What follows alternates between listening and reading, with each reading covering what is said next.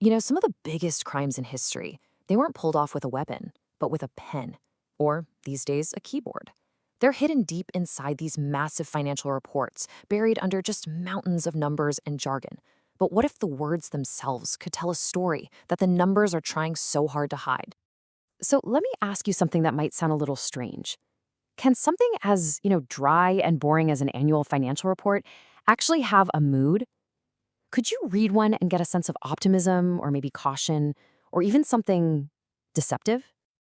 And if it can have a mood, could we actually analyze that mood to find something that just isn't right? Could a company's choice of words be the one clue that unravels a multi-million-dollar fraud? Well, that's exactly the mystery we're going to dive into. So let's start our investigation. We're looking at a crime that's notoriously tricky to solve, mainly because it's often hiding right there in plain sight. We're talking about financial statement fraud. This is basically when a company intentionally cooks the books, faking revenues, hiding debts, inflating what they own, all to trick investors, banks, and pretty much everyone else. It's so hard to spot because the lies are woven into these super complex documents that are designed to be almost impossible to understand. So, when the numbers are lying, who are you going to call? Well, today, we've got a new kind of detective on the case, one that totally ignores the numbers and instead focuses entirely on the words. Meet our detective, sentiment analysis. It's a type of AI that can read a chunk of text and figure out its underlying feeling or tone. You can think of it like an AI that reads for vibe. It's not just looking at what's being said, but how it's being said. Okay, so how does this AI detective actually do its job? Well, it's got two main tools in its kit. The first one is called Polarity. Just think of it as a positivity meter. It scores how positive or negative the language is.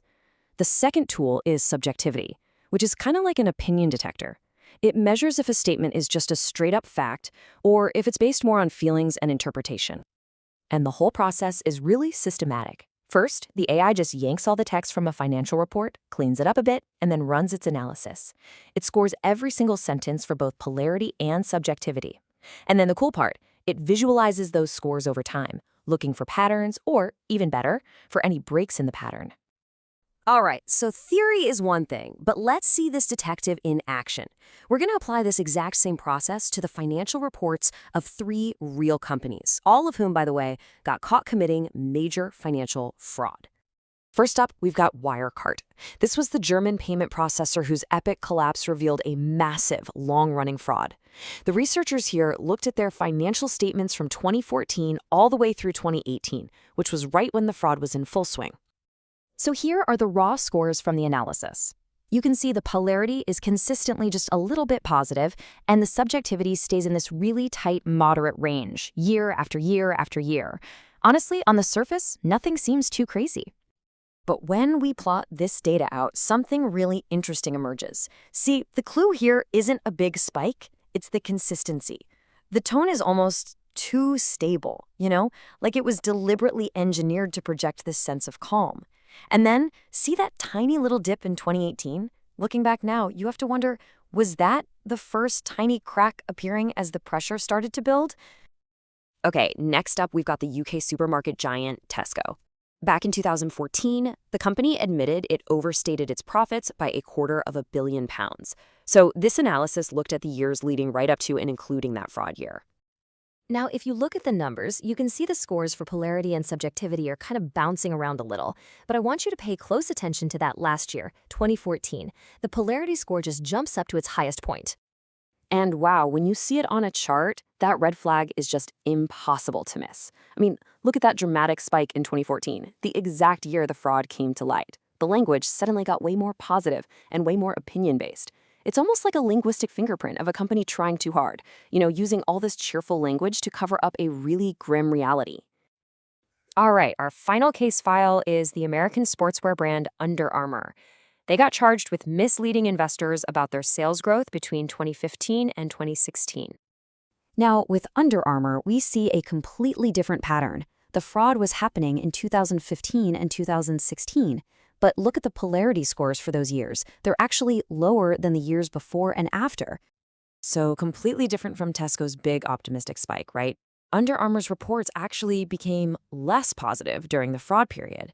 And this is a super important takeaway. The linguistic fingerprint of fraud isn't just one single signature. Sometimes it's overly cheerful language, and other times it might be a more quiet, cautious tone. So, after looking at the evidence from Wirecard, Tesco, and Under Armour, what's the final verdict on our AI language detective? Is it ready to go out and solve financial crimes all on its own? Well, the researchers who did this work are crystal clear on this point. While these patterns are absolutely fascinating, sentiment analysis is not a silver bullet. It can't, by itself, prove that a company is committing fraud. And there are some really good reasons why. For starters, the AI is a language expert, right? It's not an accountant, it isn't reading the balance sheets. It also has a really hard time with super technical financial jargon. And most importantly, it can spot an unusual tone, but it can't know the human intent behind it. It could totally flag a company that's just genuinely having a tough year, not one that's actively trying to deceive people. Okay, so if it's not a standalone solution, where does this kind of technology actually fit into the future of fighting financial crime? So the big takeaway here is this. Sentiment analysis isn't here to replace human auditors or traditional financial analysis. Not at all.